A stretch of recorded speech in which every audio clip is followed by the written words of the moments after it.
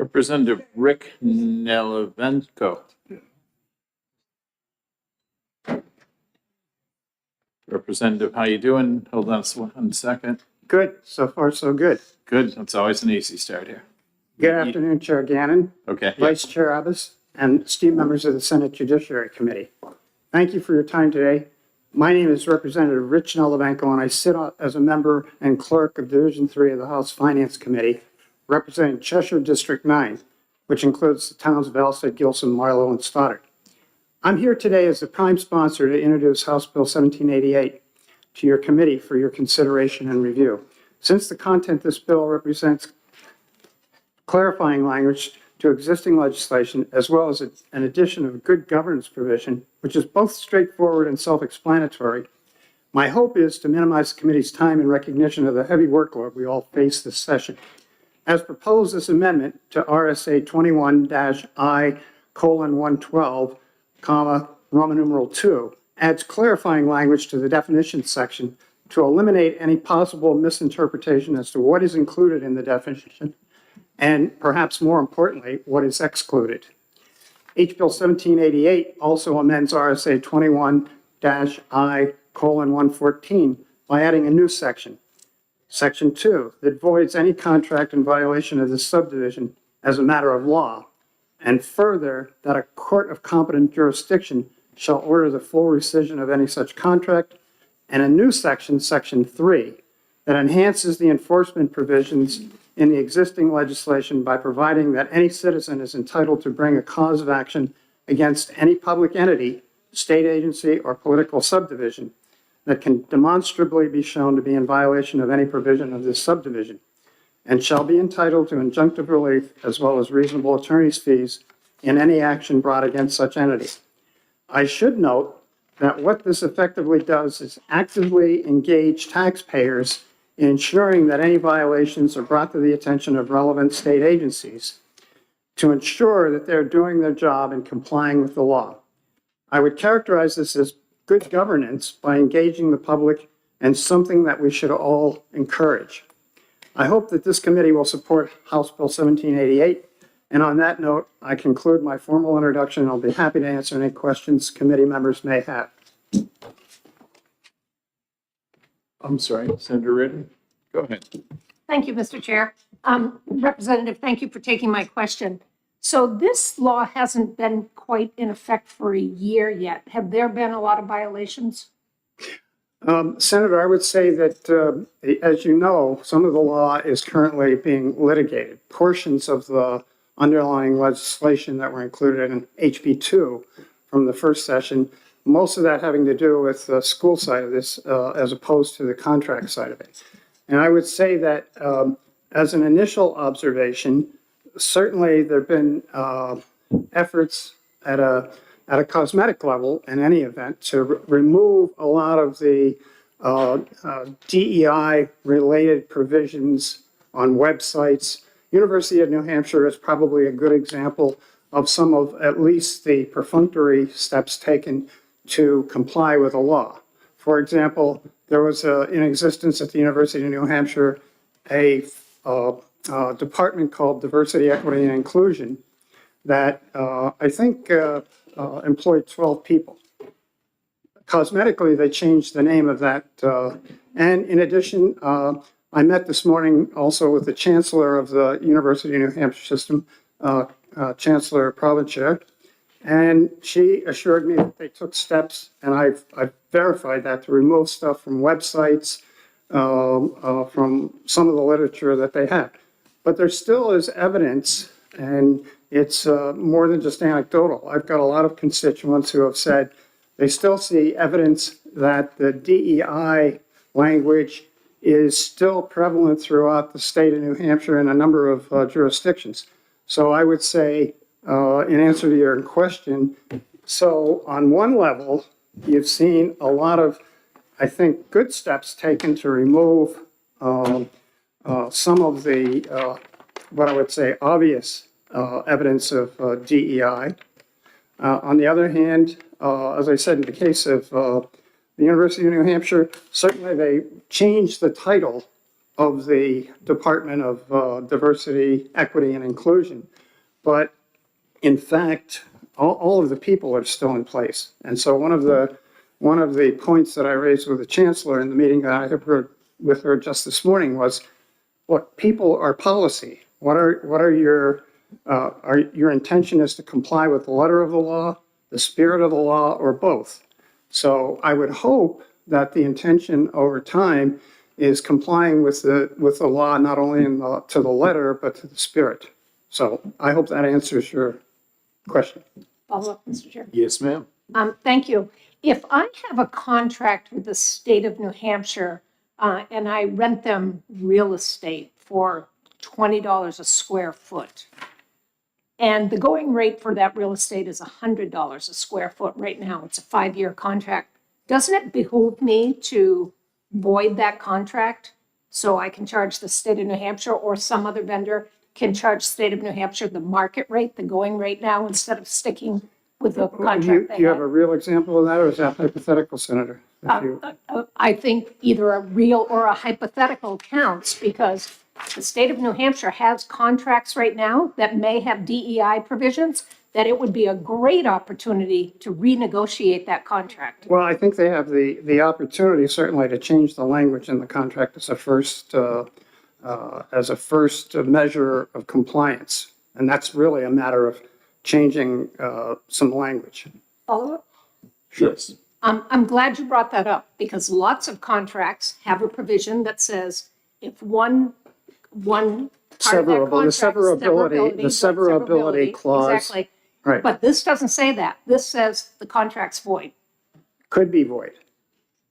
Yeah, yeah, correct. Great opportunity.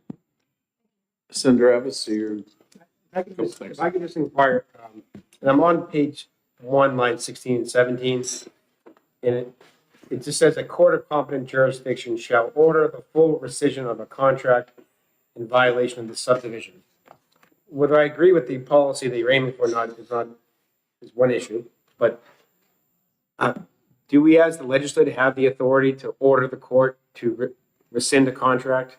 I mean, we can create a cause of action where it can be filed and they can go in there, but we're basically telling the court exactly what they have to do and how they have to rule. And to me, I'm not a lawyer, but I've had a lot of Separation of experience with contract law in the course of my business career. And I think actually that's appropriate because the legislature has the original jurisdiction on the law. If I can just follow. yep, follow up. But it could be written in a way that the court could void it, but saying that they shall do it as a matter of law. We're basically telling the court, this is going to be filed and this is what you have to do. But the court's just basically performing an administrative function at that point.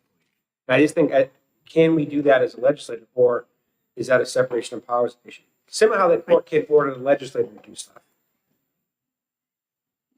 Well, I'm not a lawyer and I'm not here to give legal advice, but I think there are instances where, and I can't cite any offhand, but I think there is the power for the legislature to do that.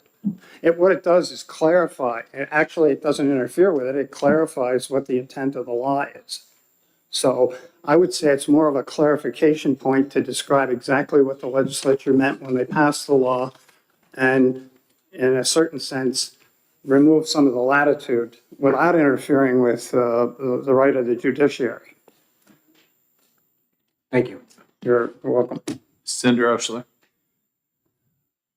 Thank you, Mr. Chair. Thank you, Representative, for taking my question.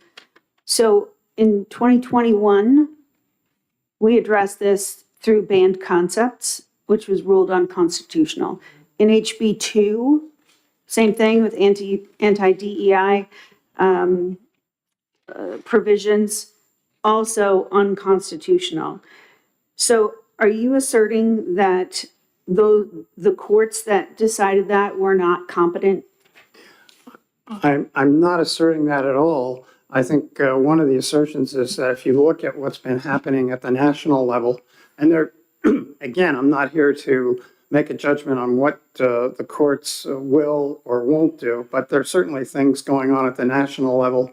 And I would say across the spectrum, both in industry and in government bodies, state legislatures across the country that are dealing with this, and the question of whether or not it remains constitutional. And again, there may be different circumstances, and it's in front of the courts again, and I don't want to make any comment or judgment on those matters, but I mean, time will tell.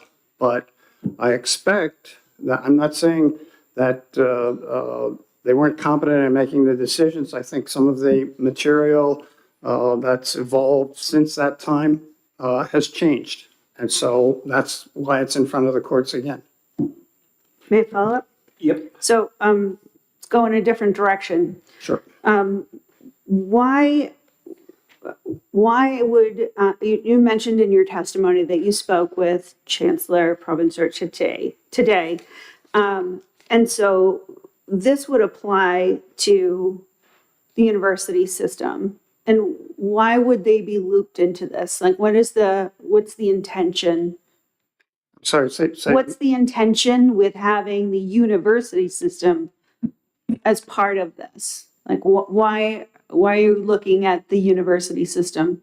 Because the legislation that was included in House Bill 2 that passed last term covers all state agencies, and that would apply equally to the University of New Hampshire as a state agency, and it would apply all the way down to county and local governments. So it's across state government. Does that answer your question, or? Well, not particularly, because it was already ruled unconstitutional, but let's move on. May I have a follow-up, Mr. Chair? Sure. Thank you.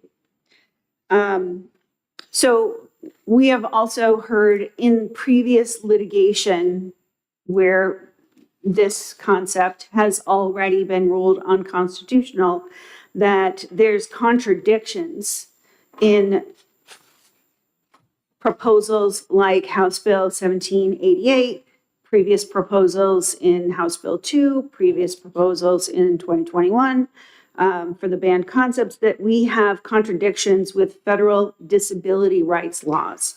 So the language in there actually, and there was a misrepresentation during some of the testimony that went on for the legislation that passed as part of HB2 about, oh my God, this would apply to people with disabilities.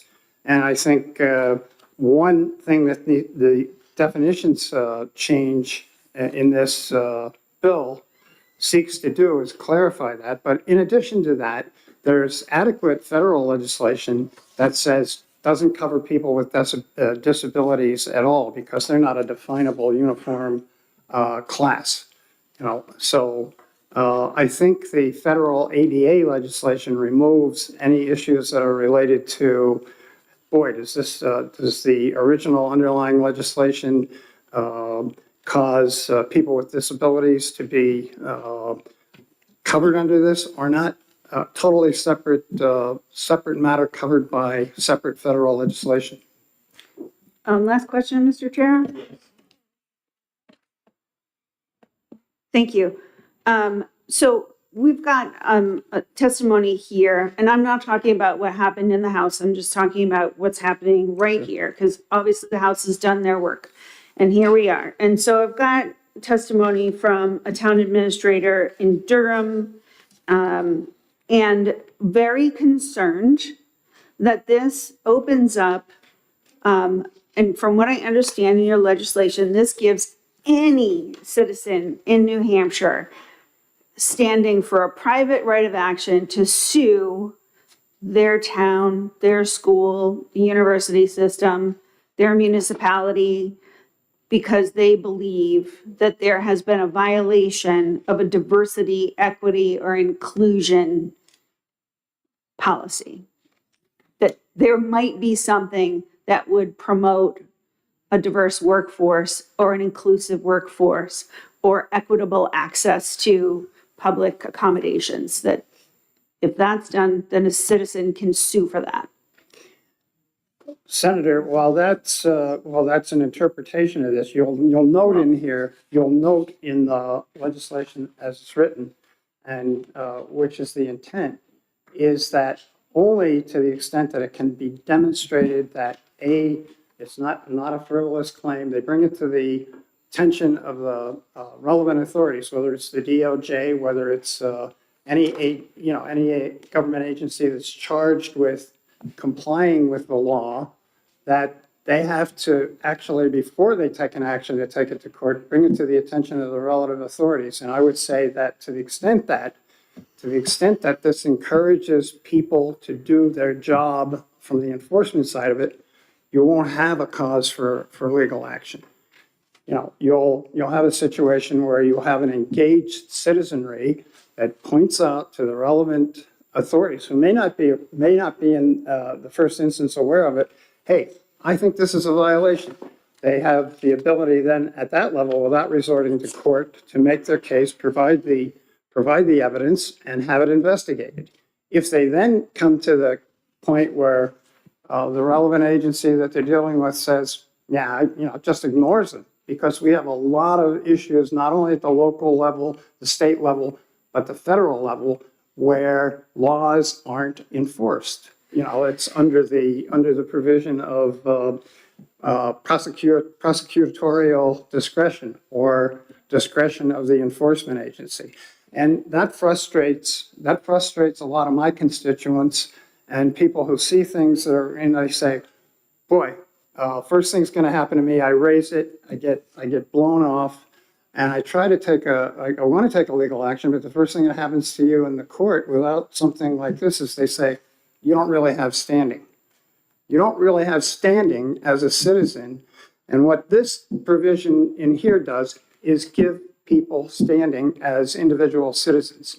And I think empowering citizens to help with the legitimate carrying out of state laws is an important plus.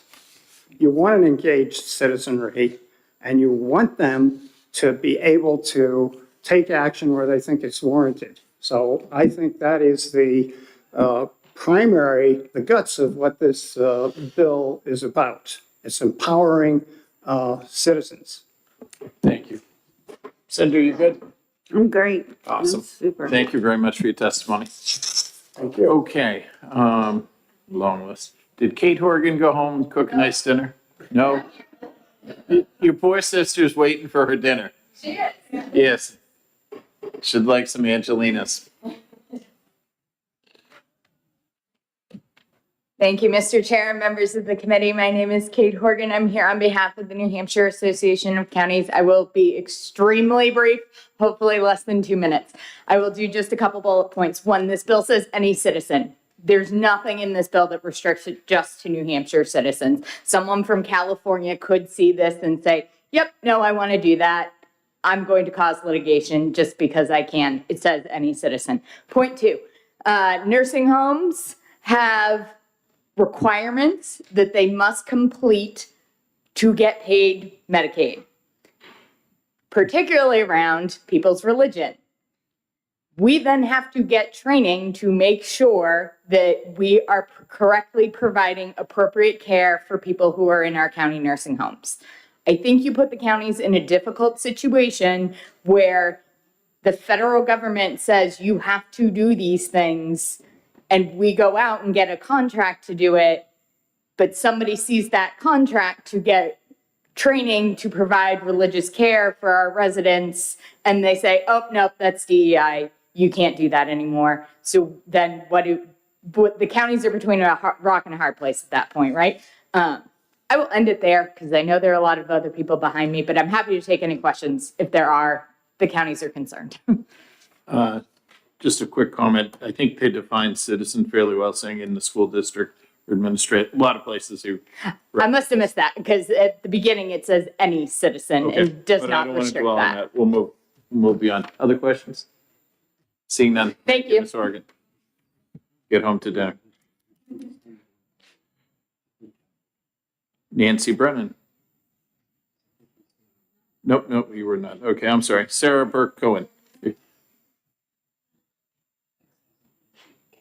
You probably have to put dinner on the table. I know. I actually, Not your night? there's a fundraiser tonight at Uno's, so we'll be going to that for the music department. So, Good. my name is Sarah Burke Cohen. I represent the New Hampshire Municipal Association. We oppose HB 1788. I'm to your point of the definition of citizen. It is under the school district section. However, it is not under the municipal section. And as you know, citizen is not defined in the statutory scheme. So it could be any citizen, may not be able to bring it towards the school district, but could bring a suit against a municipality, which of course would mean legal fees for municipalities. The other thing that is concerning is contracting and procurement disruption. I think Senator Reardon brought that up, so I won't go too deep in it, but this does call for avoidance of contracts. What does that look like if an entire contract is void? Is it renegotiation of the contract? Does the vendor choose not to contract any further with the municipality? And if it's a contractor that is specialized in a certain field, that can become very problematic and very expensive for municipalities. The other thing is there will be lawsuits for breach of contract. If the contract is voided automatically by this, there are likely other contractual issues that will come along with that, including litigation. And certainly the state has seen some litigation recently with contract avoidance or rescission that we are attempting. The administrative burden on municipalities to continually review contracts, policies, and training certainly will be problematic. But the biggest, I think, is the contracting procurement disruption and litigation exposure. It's going to cost municipalities financially. It's going to cost municipalities in resource and possibly in vendors that they utilize for different programs. Happy to take any questions. Seeing none. Perfect. Golden. Thank you. Hope they feed you well. Commissioner Dave, was it Loveland? He had to go home. Gotcha.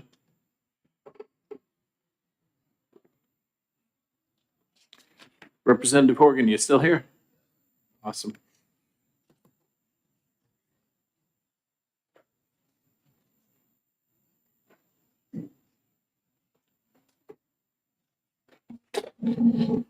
Thank you very much. I'm Representative Timothy Horrigan from Stratford County District, the town of Durham. And as far as I know, I'm not related to the woman whose name is spelled slightly differently, who spoke a few minutes ago. It was probably the same name back in Ireland. But so obviously I'm against HB 1788. I did write up some written testimony, which I emailed, and any members of the public who want to see it and don't want to wait until the bill file is published, it's pretty much the same as what's available on the website for House ED&A. I believe that's who it is. Let me get that. House ED&A considered it. So one thing, my constituents strongly supported DEI and the existence of the Office of DEI, and they did change their name and restructure, and that was probably may have been unnecessary because apparently nobody on the other side of this issue was fooled by that. But it's mostly this. Others have mentioned this 21I 112 through 115 was passed during the budget. I believe that language is unconstitutional. It's certainly something that should not have been in the budget, and there are similar provisions in 2021. The only reason we didn't have it in 2023 is because we had to reach a bipartisan agreement, which is pretty to even have a budget passed. But anyway, it's an attack on several major principles. I'm going to go in a different order than in my written testimony because I'm probably running out of time. There's freedom of expression. I know, for example, the New Hampshire Association of Public Libraries, they have written testimony in the House file. You probably got them. They're opposed to it, and it protects other institutions where people express and examine their beliefs. disability rights, but also fairness for all people, or the rule of law. We heard about that. Fairness for all people. So what DEI means, it's diversity, including those who are different. Equity means being fair to everyone.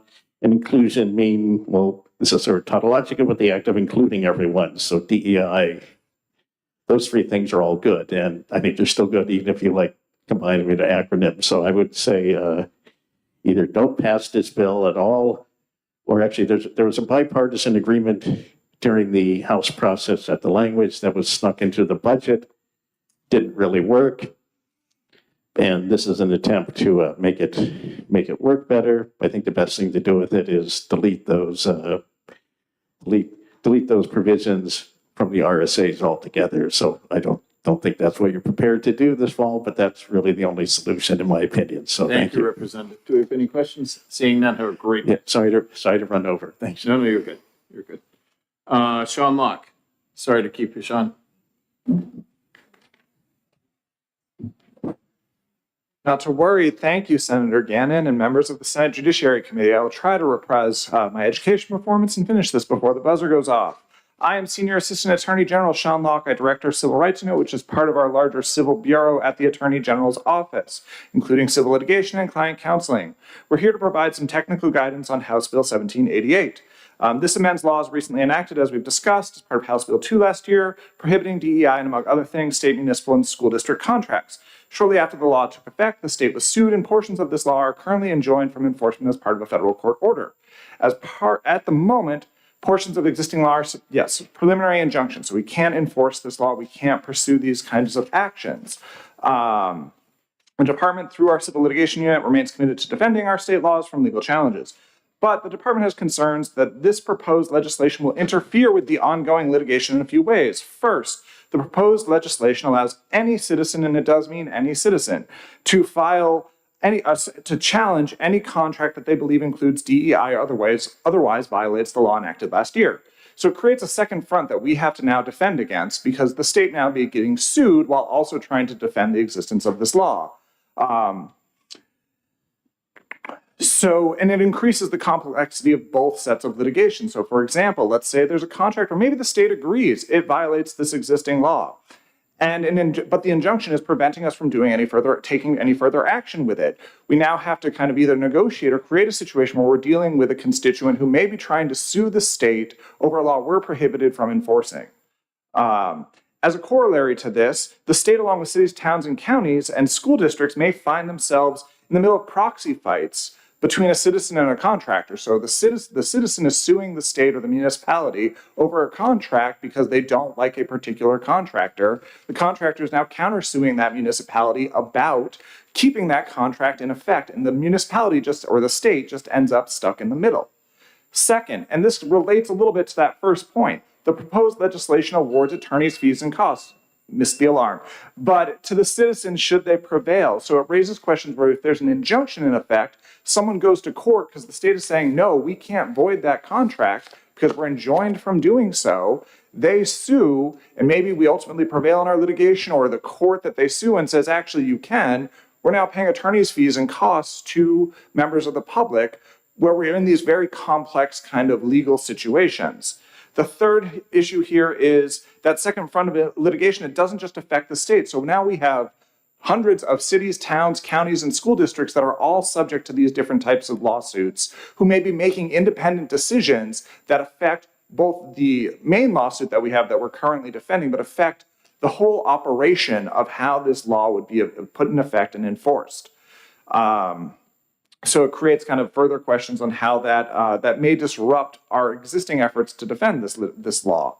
The last piece here, and this concerns the piece of any citizen. This is citizen standing. It goes beyond taxpayer standing. It's not something that the New Hampshire Supreme Court has ever endorsed. It's not something recognized or permitted under the state constitution. At the very least, you have to be a taxpayer and to have a harm that affects you. And it would allow someone who, if they have an issue with a particular town where they don't reside, they don't have to live there. They can sue still because they are a citizen for those purposes. And before I open it up for questions, I just want to go to one comment I heard where this legislation doesn't require someone to go to the state or the municipality or the school district first. They can go to court first. There's no, I mean, generally I would recommend that as a practice, but that's not required. Happy to take questions. Thank you. Do we have any questions? Senator Abbas. Thank you, Mr. Chairman. Thank you for taking my question. I asked earlier, I raised the issue of the separation of powers issue. It's in here twice. It's also in here on the second page involving School districts. School districts, but same concern. Do you have any comment on that? So I think, I recognize the concern. I think it's a significant one because there's tools available to courts if there's an issue with a contract to address, this. It doesn't require voiding the entire contract. So I think, ordering a court, you must do this, really kind of hems in their remedies available to them. Same thing with the Department of Education, which I know the colleague will talk more about that here. In terms of ordering, the Department of Education must do certain things, or else it itself becomes subject to liability for failing to do so, even when these other avenues to enforce the law still exist. Thank you. Senator Osterler. Thank you, Mr. Chair. Thank you, Attorney Locke, for answering my question. If I understood your testimony correctly, although the intention of the prime sponsor would have been for a citizen who feels aggrieved to go through a non-litigation remedy before running to court, this bill doesn't require that they do any of that. And so anybody, anywhere around the country can come to the state of New Hampshire and file suit. I certainly not, recognizing there's no definition of citizen in some of our statutes, I would say certainly anyone in New Hampshire could come and file suit, perhaps outside, but certainly anyone in New Hampshire could file suit, with the exception there are definitions for school districts. So it has to be someone who resides within the school district. But yes, so it really opens the door to these types of challenges. Follow up? Yep. So just to be clear, there's no recommendation in here or procedure for going through any other steps other than going straight to court. Correct. The statute doesn't require that. Thank you. Thank you very much. Thank you for your testimony. Thank you all. Wayne Buston, Representative. Oh, Burton, I knew you. It does not look like an hour. It looks like, I thought there was another. I'm like, wow, he's really close to Burton. How you been, buddy? I'm good. Good. Good to see you. I just remember our rookie year when you were sat next to me in house. That was a few years ago. I would have, if I had seen him. No, you were a wealth of information. He still sort of helps. Okay, go ahead, Representative. Thank you very much, Mr. Chairman. My testimony can be very brief. This bill is contrary to the Constitution. I sat in court with when Judge Landia McCafferty issued her very embarrassing edict against the state of New Hampshire. And what she said then applies now when she asked the Attorney General, what don't you understand about the Constitution of the United States? The problem with the bill, it could be improved in one way, but I'm absolutely opposed to it because it would terminate 32,000 IEPs in the state because it would ban DEI activities, which includes the federal requirement that schools identify students with disabilities. That's a federal requirement. And Judge McCafferty was almost, she really felt very strongly about that. Now, there's two lines in the bill, I think it's 19 and 20, which identifies exemptions, but they do not exempt IDEA. They exempt other things, but not IDEA. So this bill is written, if passed, would end special education in New Hampshire. It's a very brief story. I filed a bill to do special ed for higher ed last August. And we worked on it with the attorney in the Office of Legislative Services. And he liked the bill because students that graduate off an IEP don't lose their disability when they go on to post-secondary education. And that bill actually was well received. The problem was he sent me an email back saying that this bill can only be done if the state loses the court case, because this bill is a special education bill. So he said, you have to wait. Now, at the time, I was representing the Oyster School District on this lawsuit right along. And so not only the email that was sent to me by the attorney in OLS became the only exhibit that the ACLU included with their brief, and the judge specifically mentioned that email as proof that staff in the Office of Legislative Services in the legislature found that passage of that bill would end special education. And therefore, he was holding on to my bill until the decision was reached. And if this bill does get any further, which I hope it doesn't, I would hope that the language would be included so that special ed would be one of the exemptions in line, I think it's 19 and 20 of the bill. And I'd be happy to answer any questions you may have. Thank you. Questions? Thank you. We're good. Thank you, Wayne. Good to see you. Deborah Hawes? What, the camera? What? I didn't see him right now. I can't see him right now. I don't know if we were next to each other. We were close. No, you're good. I'm sorry. I apologize. Deborah, good to see you. Thank you for your patience. There we go. There you go. Yeah, good afternoon. My name is Deborah Howes. I am president of the American Federation of Teachers New Hampshire. And it's good to be here with the Senate Judiciary Committee, Chairman Garrett Gannon. I am here to mostly address the education impacts of HB 1788. And obviously AFT New Hampshire opposes this bill on behalf of all of our members who work in pre-K through 12 public education and all of our families in the communities we serve. We strongly oppose this. This bill has no place in our New Hampshire schools. It harms our students and their right to get a robust, accurate, and honest public education for all of our students. It also harms teachers by putting them at risk of punishment simply for doing their jobs well and supporting all the students in their schools. The bill expands rather than repeals the anti-diversity, equity, and inclusion provisions that were added to HB2 last year. Those provisions were declared unconstitutional by a federal court right here in New Hampshire. In October 2025, as you heard, Judge McCafferty issued a preliminary injunction blocking HB2's classroom censorship provisions. She found they've likely violated due process and conflicted with federal disability civil rights laws. As you just heard, it would end the ability to provide special education, the ability to identify students as a group as having disabilities. And it also follows on the 2024 court case that found the previous divisive concepts ban unconstitutional.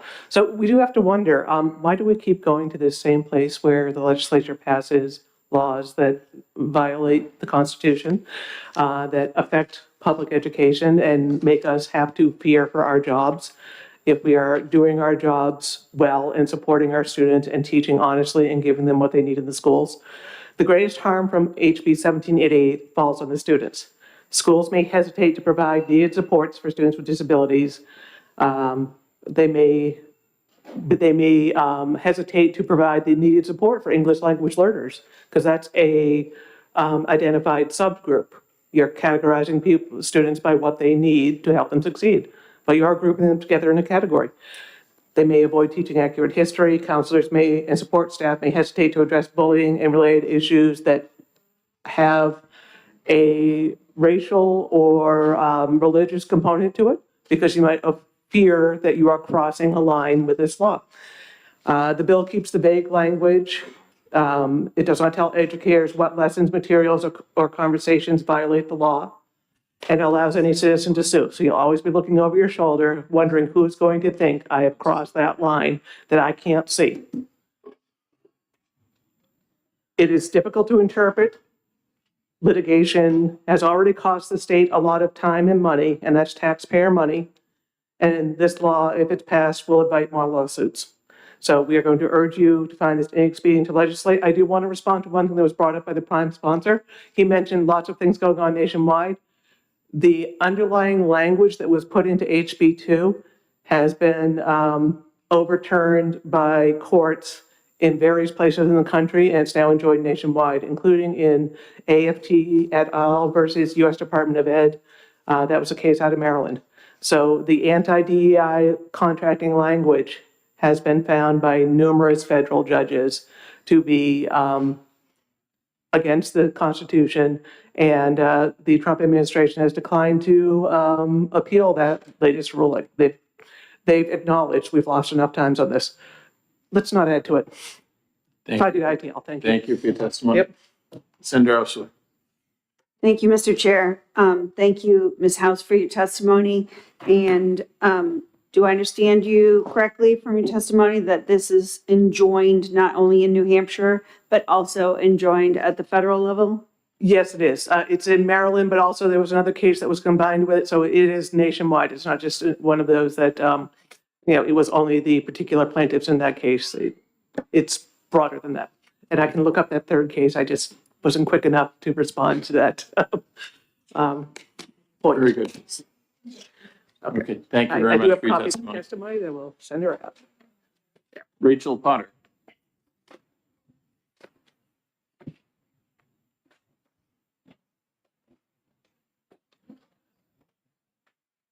Thank you. I'm going to be really brief and not take questions because I do have to run out. For the record, my name is Rachel Potter, a policy associate at the ACLU of New Hampshire.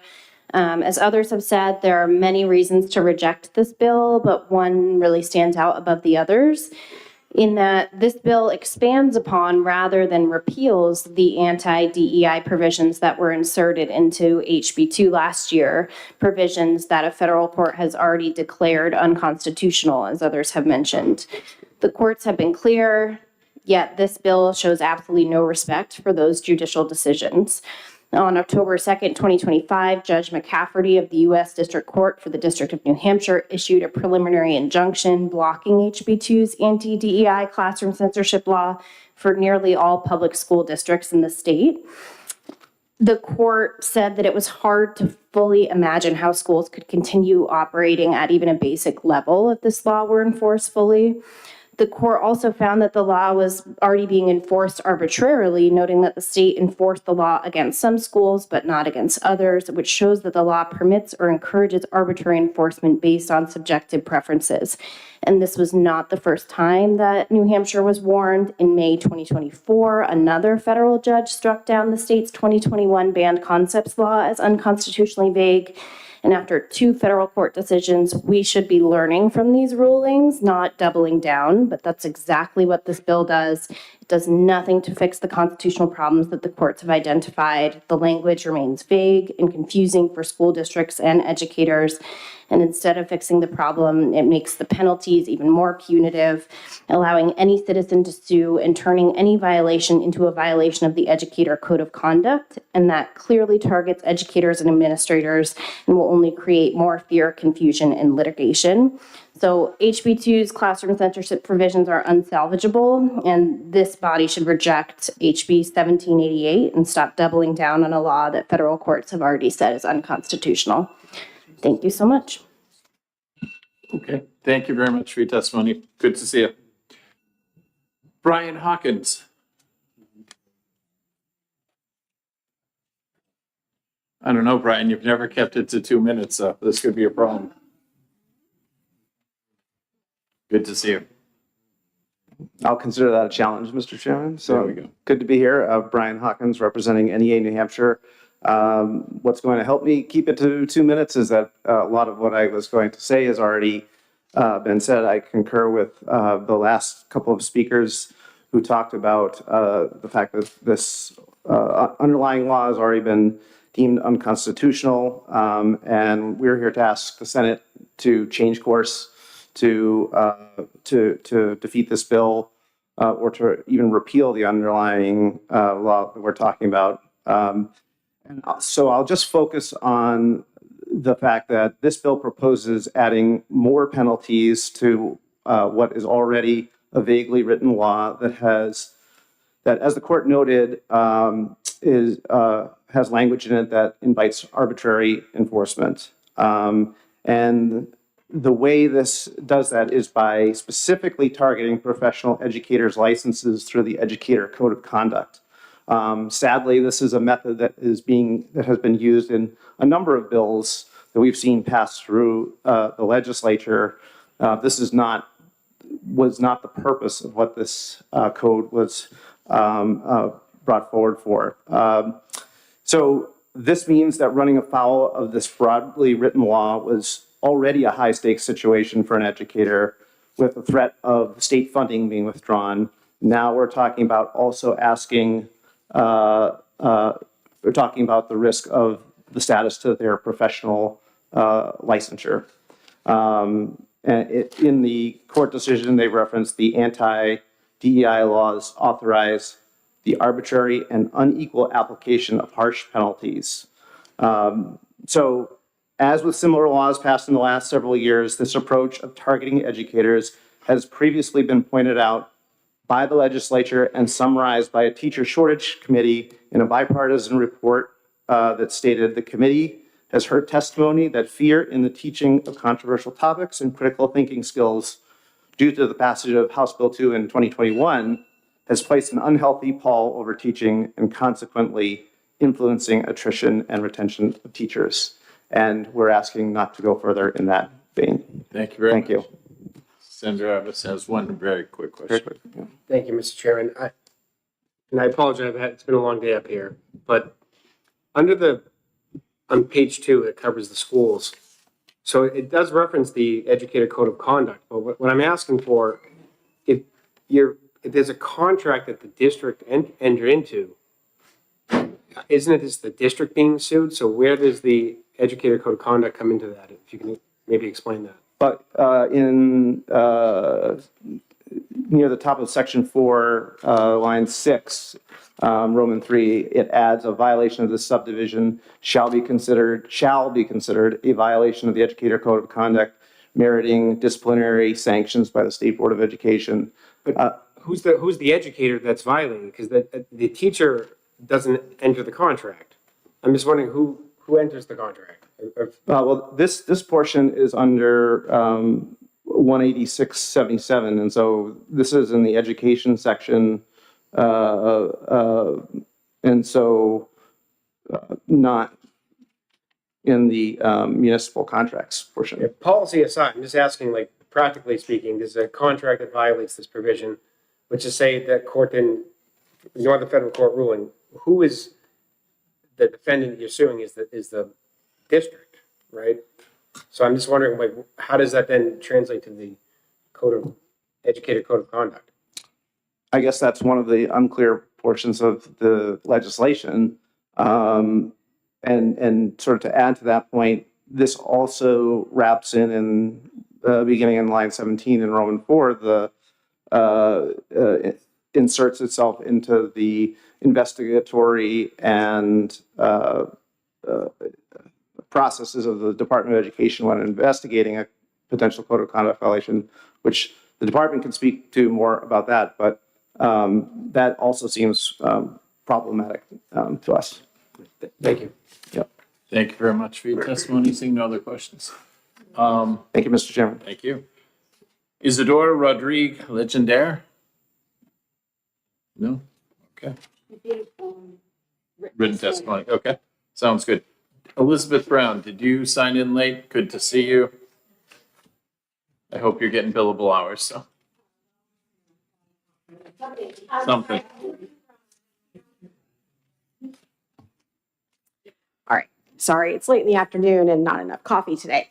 Elizabeth Brown, I'm General Counsel for the Department of Education. Maybe I can try to answer some of the questions. I'm going to keep my comments solely to page 2 under Roman numeral 3. Your first question was a violation of the regarding who is would be the target of a code of conduct violation. I think we would have to construe it as the department. It would be whoever signed the contract. Often contracts on behalf of school districts are signed by a superintendent, or possibly at the building level, they might be signed by a principal. That would be the only way, because we don't obviously license school districts. We license educators, and educators under a code of conduct isn't just teachers. It also includes business administrators, superintendents, principals, and those people at the administrative level. One thing that I want to point out, and I think it's important, is in Roman numeral 5, it says that citizens residing in a school district or SAU can have a cause of action against the school district or SAU. However, if you drop down into the provisions on line 19 that discuss suing the Department of Education, those are not limited to somebody who's living in the district or even in the state. We can be sued, the Department of Education can be sued again by any citizen, which, as Sean Locke, I think, very clearly pointed out, that is broader than taxpayer standing. So I think this is very problematic because it's giving way too many people the opportunity to ratchet up attorney's fees on behalf of the department. Looking specifically at line 17, where the Department of Education is supposed to require a good faith investigations of any credible reports of violations of this law. We don't have that. If we were doing this, we would need to have additional staff to investigate these. We are currently operating with only one staff member who does any of our investigations, and those are all of our investigations under the Code of Conduct. This would be another burden upon the department that we are not staffed to be able to handle. The other beyond that is, if along the line is that any citizen who can demonstrate the department has sustained a pattern of categorically declining to investigate credible reports can bring a cause of action against the department for failing to investigate those reports. So if you kind of think this through from the department standpoint, we're not given the staff that we would need in order to be diligent in investigating the allegations that come to the department, but yet we can then be sued for failing to be able to have the staff to adequately investigate. And then when we're sued, we go to the Department of Justice, who as well as many demands upon their time, and could possibly end up with, cost to the Department of Justice, but also if there is a case where we lost, would be additional attorney fees that would be given to the citizen. And again, this could be somebody who is completely outside of the state of New Hampshire. So I think those are our biggest concerns, is lack of clarity and also lack of the necessary staff to do our duties under this with fidelity. I'll take any questions if you have any left. Thank you very much for your testimony. We're all set. Thank you. Have a good night. Anyone else wish to testify on 1788 who wants to or didn't sign in? Seeing none, that'll end the hearing.